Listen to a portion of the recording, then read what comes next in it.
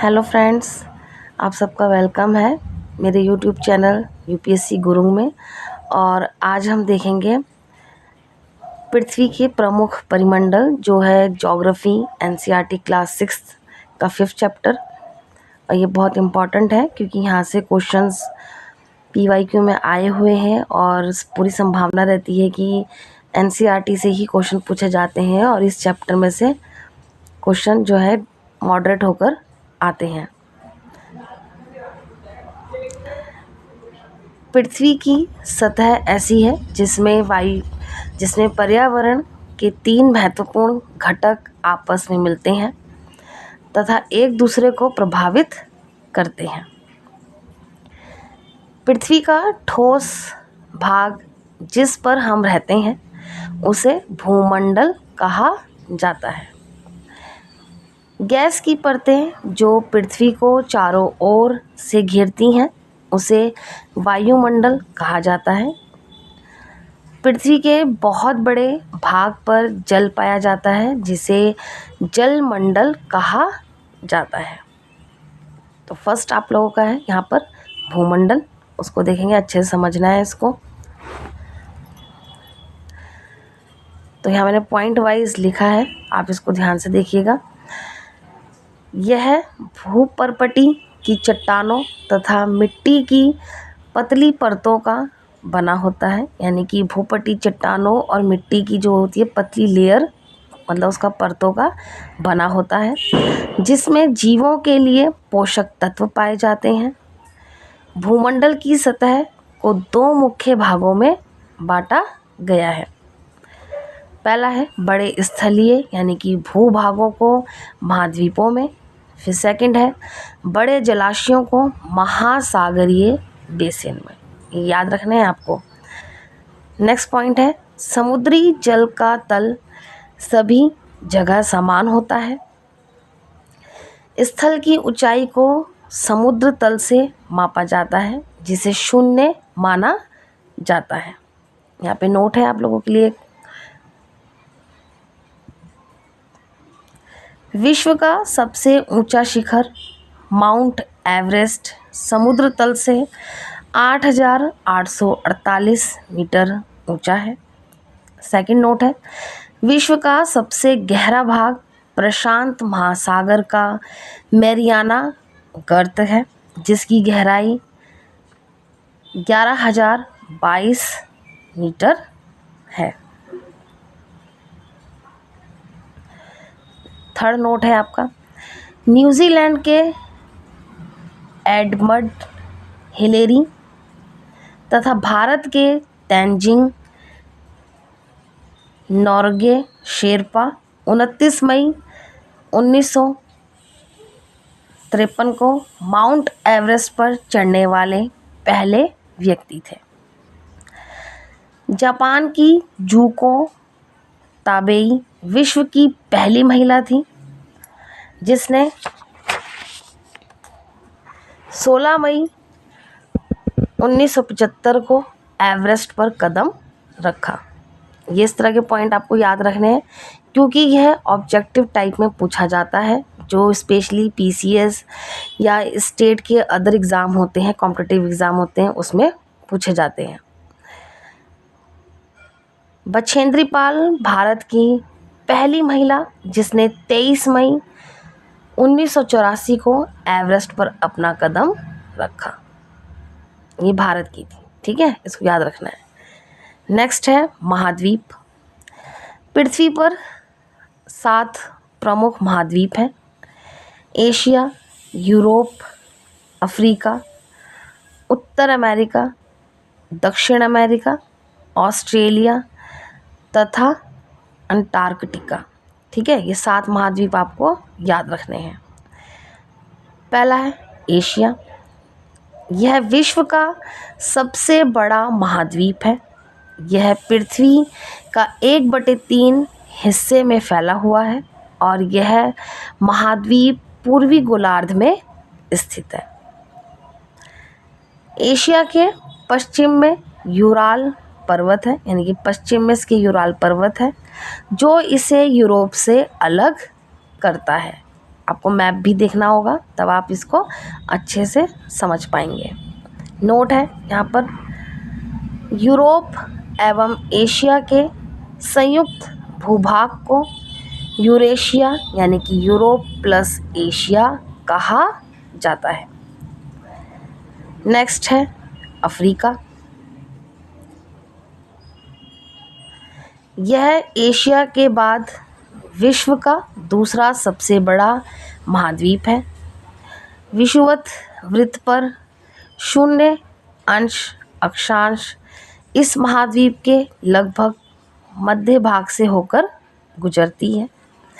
यही एक ऐसा महाद्वीप है जिससे होकर कर्क, विषुवत तथा मकर तीनों रेखाएं गुजरती हैं। अब यहाँ पे एक जो पॉइंट है वो इम्पोर्टेंट है, उसको देखिए आप लोग। सहारा का रेगिस्तान विश्व का सबसे बड़ा गर्म रेगिस्तान अफ्रीका में स्थित है। विश्व की सबसे लंबी नदी नील अफ्रीका से होकर गुजरती है। दोनों पॉइंट जो है आपको याद रखने हैं, ये इम्पॉर्टेंट है, डाइवर्ट होकर कभी कभी सेंटेंस पूछा जाता है। नेक्स्ट है उत्तर अमेरिका। यह विश्व का सबसे बड़ा तीसरा महाद्वीप है। पहला है एशिया, सेकंड है अफ्रीका और थर्ड है आपका उत्तर अमेरिका। यह दक्षिण अमेरिका से एक संकरे स्थल से जुड़ा है जिसे पनामा स्थल संधि कहते हैं। कभी पनामा स्थल संधि पूछा जाए तो यहाँ पर आप ये लिख सकते हैं कि यह दक्षिण अमेरिका से एक संकरे स्थल से जुड़ा है जिसे पनामा स्थल संधि कहते हैं। यह महाद्वीप पूरी तरह से उत्तरी एवं पश्चिमी गोलार्ध में स्थित है। यह 3 महासागरों से घिरा है। कौन कौन से? उत्तर प्रशांत महासागर, उत्तर अटलांटिक महासागर तथा कैरिबियन सी यानी कि कैरेबियन महासागर से घिरा है। ठीक है। नेक्स्ट है आपका दक्षिण अमेरिका महाद्वीप। इसका अधिकांश भाग दक्षिणी गोलार्ध में स्थित है। विश्व की सबसे लंबी पर्वत श्रृंखला एंडीज इसके उत्तर से दक्षिण की ओर फैली है। दक्षिण अमेरिका में विश्व की सबसे बड़ी नदी अमेज़न बहती है। इस पॉइंट को आप नोट करेंगे, ये इम्पोर्टेंट है। नेक्स्ट है अंटार्कटिका। यह एक बहुत बड़ा महाद्वीप है जो दक्षिणी गोलार्ध में स्थित है। यहाँ किसी भी प्रकार का स्थायी मानव विकास नहीं है। बहुत से देशों के शोध केंद्र यहाँ स्थित है। भारत के भी शोध संस्थान जो है वो मैत्री तथा दक्षिण गंगोत्री यहाँ स्थित है। याद रखेंगे आप कौन कौन से हैं, मैत्री और दक्षिण गंगोत्री। नेक्स्ट है आपका यूरोप। यूरोप महाद्वीप एशिया के पश्चिम में स्थित है और अंटार्कटिका वृत्त इससे होकर गुजरती है। नेक्स्ट है ऑस्ट्रेलिया। यह विश्व का सबसे छोटा महाद्वीप है जो कि पूरी तरह से यह दक्षिणी गोलार्ध में स्थित है, यानी कि ये सबसे छोटा महाद्वीप है और ये दक्षिणी गोलार्ध में स्थित है और इसे द्वीपीय महाद्वीप भी कहा जाता है। ठीक है, आपको महाद्वीप के बारे में अच्छे से समझ में आ गया। अब नेक्स्ट देखेंगे हम यहाँ पर जल मंडल।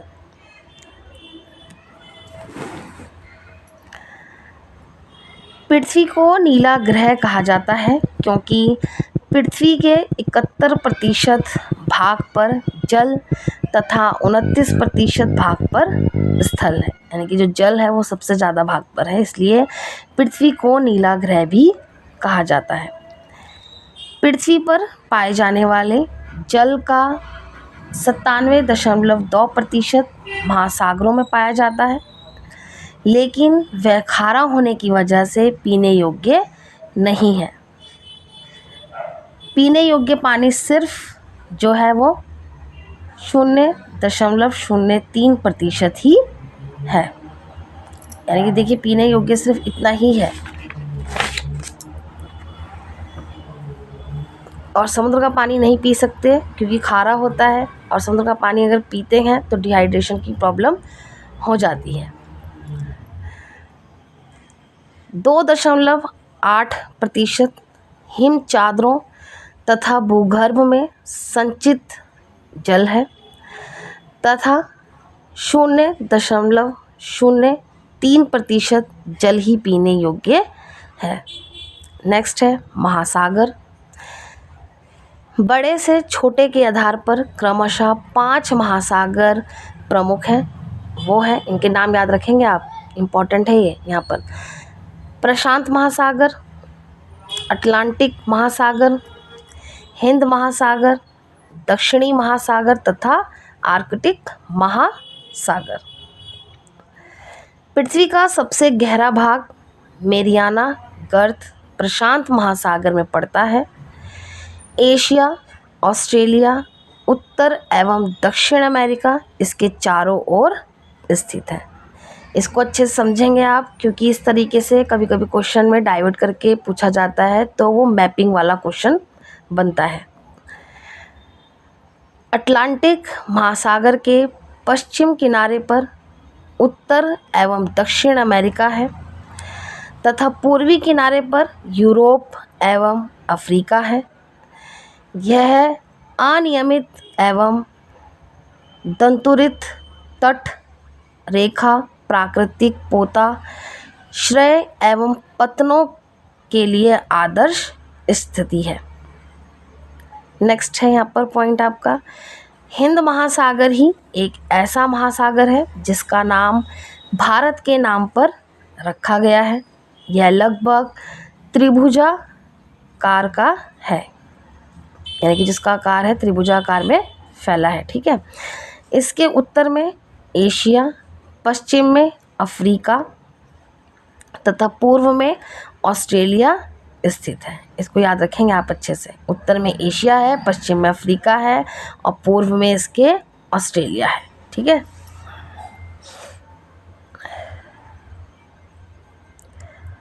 दक्षिण महासागर अंटार्कटिका महाद्वीप को चारों ओर से घेरता है। ये पॉइंट इम्पॉर्टेंट है, इसको याद रखेंगे। जो दक्षिणी महासागर है वो अंटार्कटिका महाद्वीप को चारों ओर से घेरता है। आर्कटिक महासागर उत्तर ध्रुव वृत्त में स्थित है। यह प्रशांत महासागर से छिछले जल वाले एक संकरे भाग से जुड़ा है जिसे बेरिंग जल संधि कहते हैं। याद रखेंगे यहाँ पर बेरिंग जल संधि के बारे में। अब नेक्स्ट है आपका वायुमंडल। हमारी पृथ्वी चारों ओर से गैस की एक परत से घिरी हुई है जिसे वायुमंडल कहा जाता है।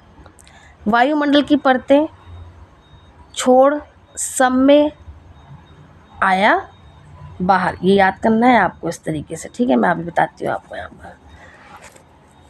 यानी कि शोभ मंडल, समताप मंडल, मध्य मंडल, आयन मंडल और बहिर्मंडल, याद रखना है आपको। वायुमंडल 1600 किलोमीटर की ऊंचाई तक फैला है। इसे इसके घटकों, तापमान तथा अन्य के आधार पर 5 परतों में बांटा गया है।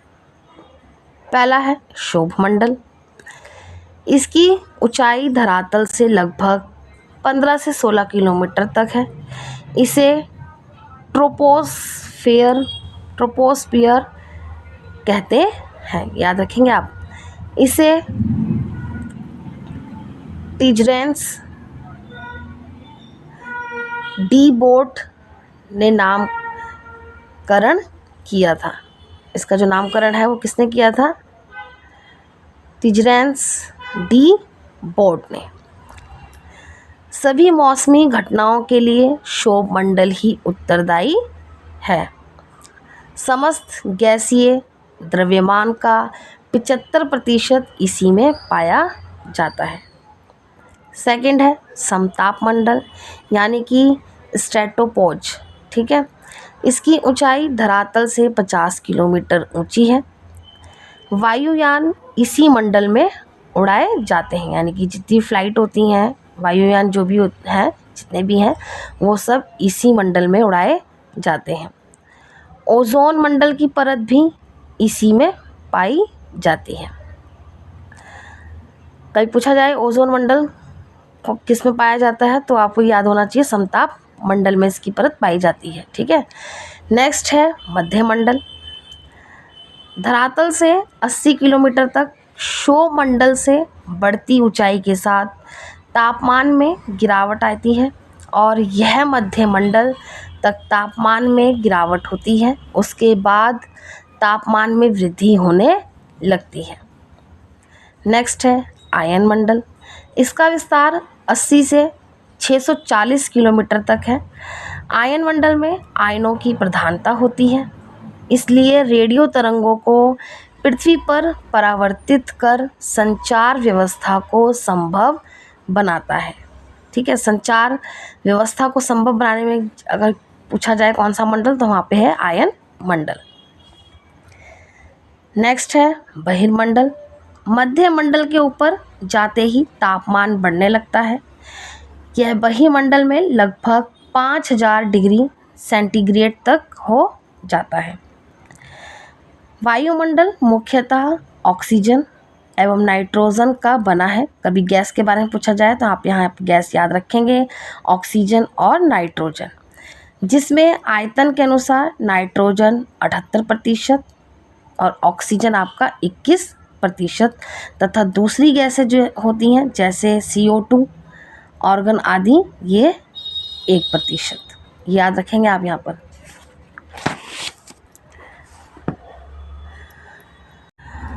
ऑक्सीजन सांस लेने के लिए, जबकि नाइट्रोजन प्राणियों की वृद्धि के लिए आवश्यक है।